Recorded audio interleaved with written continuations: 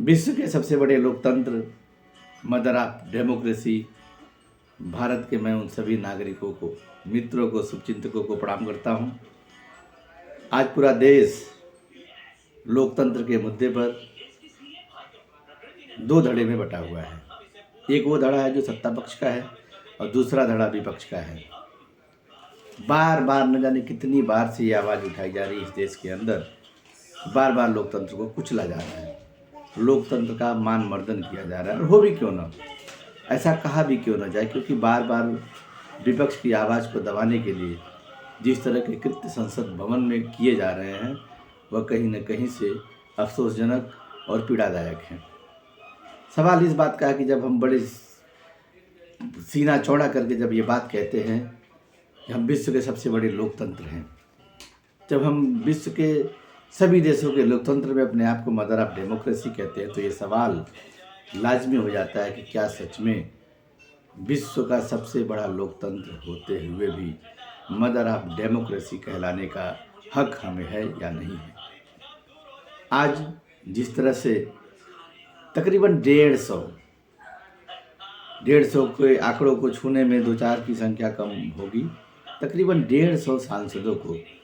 राज्यसभा और लोकसभा से बाहर करने का जो रास्ता जो अख्तियार किया गया है, इसमें कहीं न कहीं से भविष्य में आने वाली पीढ़ियाँ लोकसभा के अध्यक्ष महोदय से और जो राज्यसभा के अध्यक्ष महोदय हैं उनसे सवाल जरूर पूछेगी, उनको जरूर कोसेगी। 1, 2, 4, 6, 10, 12, 15, 20, 25 की संख्या बहुत साहस के साथ, बड़े कठोर मन के साथ आप स्वीकार तो कर सकते हैं, लेकिन 143 सांसद तकरीबन 150 के करीब दोनों सदनों से अगर बाहर कर दिया जाए तो मुझे लगता है कि मदर ऑफ डेमोक्रेसी कहने की जो शान हम बघारते हैं वो शायद ठीक नहीं है, उचित नहीं है। और देश के मुखिया माननीय प्रधानमंत्री जी,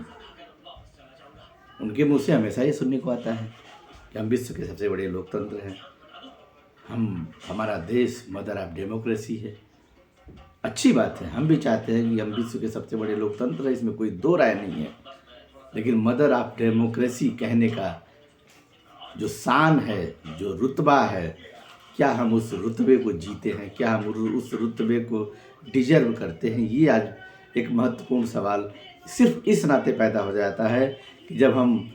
विपक्ष के द्वारा उठाए गए मुद्दों को, उनके सवालों को दरकिनार कर देते हैं और दरकिनार ही नहीं करते हैं, उनके मुद्दे, उनके बात को न सुनने के लिए बाहर तक का रास्ता दिखाते हैं, या कहीं न कहीं से मदर ऑफ डेमोक्रेसी कहलाने लायक बात नहीं रह जाती है। थोड़ा सा पीछे जाइए, 2 घटनाएं हुई। एक बार विपक्ष के नेता श्री राहुल गांधी को सदन से बर्खास्त करने का, उनकी सदस्यता ख़त्म करने का, और दूसरा अभी महुआ मोइत्रा का जो सदस्यता रद्द की गई है, इसको आप क्या कहेंगे? कहीं न कहीं से ये भी उसी दायरे में आता है जहां हम ये कह सकते हैं कि मदर ऑफ डेमोक्रेसी कहने का हक हमें है नहीं। और आज जब तकरीबन 150 के करीब सांसदों को हम जब बाहर का रास्ता दिखाते हैं, वो भी इस मुद्दे पर, जब संसद में हमला होता है,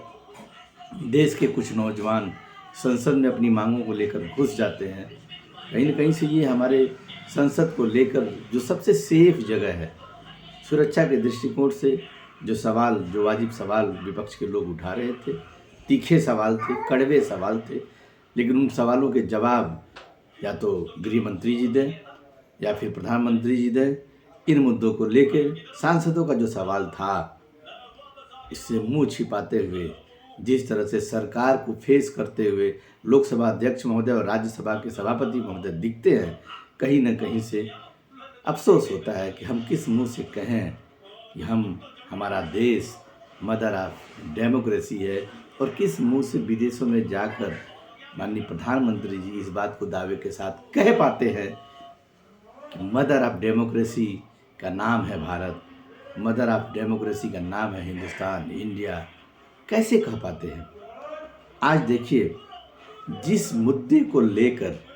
यह आंदोलन बढ़ा, सदन के अंदर का जो आंदोलन था, इसको आंदोलन का रूप मैं इसलिए दे रहा हूँ कि एक ही मुद्दे को बार बार तमाम सांसदों के द्वारा उठाए जाने के बाद भी अगर देश के गृह मंत्री सदन में आने को तैयार नहीं है, कुछ बोलने को तैयार नहीं है, प्रधानमंत्री बोलने को तैयार नहीं है,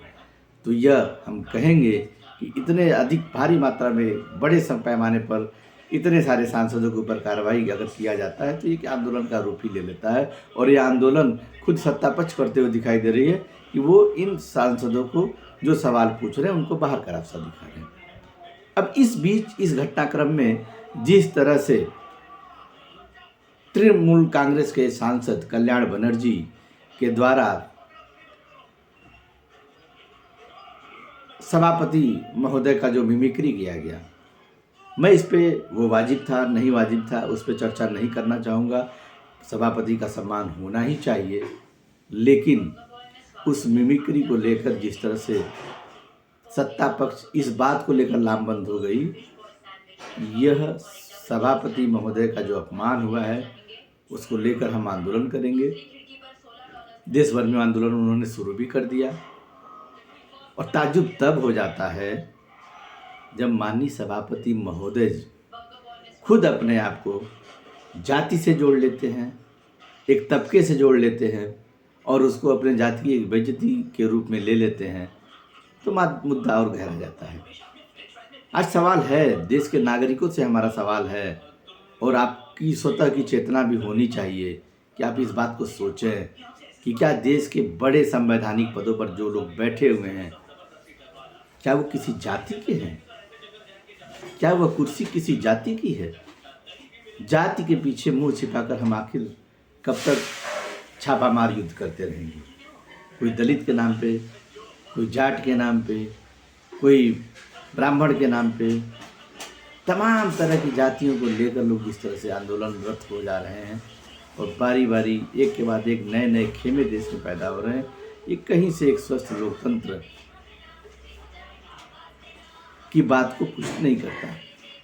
और मदर ऑफ डेमोक्रेसी कहलाने का हक तो बिल्कुल नहीं है। प्रधानमंत्री को या गृह मंत्री को सदन में आकर इस पर जवाब देना चाहिए, लेकिन जवाब देने की जगह जिस तरह से इस पूरे प्रकरण को सत्ता पक्ष के लोग, यहाँ तक कि स्वयं प्रधानमंत्री जब यह बयान देते हैं कि मुझे भी जाति के नाम पर 20 सालों से लोग घेर रहे हैं, गाली दे रहे हैं, निशाने पे ले रहे हैं, अगर यह बात कह के अगर इस पूरे मुद्दे को प्रधानमंत्री भी हवा देते हैं तो हम ये कह सकते हैं कि जो लोकतंत्र की स्वस्थ परंपरा है वो बिल्कुल ठीक नहीं है। स्वस्थ परंपरा के लिए यह सब कृत्य बिल्कुल ठीक नहीं है। और एक बात मैं अपनी तरफ से जोड़ना चाहूँगा, जैसे जैसे राष्ट्रपति चुनाव फिर से नज़दीक आएंगे, हालांकि अभी काफ़ी दूर है राष्ट्रपति का चुनाव, लेकिन जिस ढंग से तमाम राज्यों के राज्यपाल तमाम बिलों को सिर्फ इस उम्मीद में लटका रखे हैं कि देश की सत्ता पर काबिज भारतीय जनता पार्टी के नेता, उनके मुखिया, देश के मुखिया कितना प्रसन्न होते हैं, हम उनको इस मुद्दे को लेकर कितना प्रसन्न कर पाए, तमाम बिलों को, विपक्ष के बिलों को कैसे लटकाए रखें, और वही चीज़ संसद में भी दिख रही है। प्रधानमंत्री को खुश करने के लिए लोकसभा अध्यक्ष महोदय भी और राज्यसभा के भी अध्यक्ष महोदय, यह दोनों लोग जिस ढंग से और जिस तरीके से उनको खुश करने का प्रयास करते हैं, यह बिल्कुल लोकतंत्र के स्वस्थ परंपरा के लिए हानिकारक है। राष्ट्रपति जी ने, उपराष्ट्रपति जी ने कहा कितना झुकूं। राष्ट्रपति जी, जब आप पिछले युग के महापुरुष के रूप में महात्मा गांधी जी की बात करते हैं और आज के युग में कहते हैं कि आज के युग के महापुरुष और युग पुरुष प्रधानमंत्री मोदी जी हैं, तो साफ झलक जाता है कि कितना झुकूं। उस झुकने की जो गिरावट है वो आप हमें बता चुके हैं, देश को बता चुके हैं। हाँ, मैं ये मानता हूँ, मैं ये समझता हूँ कि मिमिक्री करना या किसी का माखौल बनाना कतई उचित नहीं है, लेकिन उससे पहले, यहाँ तक का सफ़र तय करने से पहले, वो वाजिब सवाल थे सत्ता पक्ष के, जिनको सदन के अंदर गृह मंत्री को और प्रधानमंत्री को देना चाहिए था। निसंदेह आज हम उस जगह खड़े हैं, उस समय काल चक्र के बीच खड़े हैं जहां हमको फैसला करना होगा, अपनी चेतना को जगानी होगी, समझना होगा कि देश का जो सत्ता पक्ष है, देश की जो राजनीति है, उसकी सियासत किस तरफ जा रही है। जाति के पीछे छुपकर जो राजनीति हो रही है, वो आज नहीं तो कल इस देश के लोकतंत्र की नींव को और कमज़ोर करेगी और मदर ऑफ डेमोक्रेसी की भावना को बार बार तार तार करेगी। आप सभी साथियों को, सभी मित्रों को मेरा एक बार पुनः प्रणाम करते हुए मैं आप सबसे ये गुजारिश करूंगा कि इस मुद्दे को बड़ी संजीदगी के साथ लीजिए। सिर्फ सत्ता पक्ष और विपक्ष की लड़ाई नहीं है, यह देश के संविधान, उस संविधान से जिससे आपको हमको हक और अधिकार मिलते हैं, उसकी सुरक्षा, आपकी हमारी आवाज़ जो सदन में तमाम सांसदों के द्वारा, चाहे वो सत्ता पक्ष के हों चाहे वो विपक्ष के हो, उठाई जाती है, वो सवाल कहीं गुमनामी में न चले जाएं। आपको आज जगना होगा और सही के साथ खड़े होने की ज़रूरत है। जय हिंद, जय भारत, नमस्कार।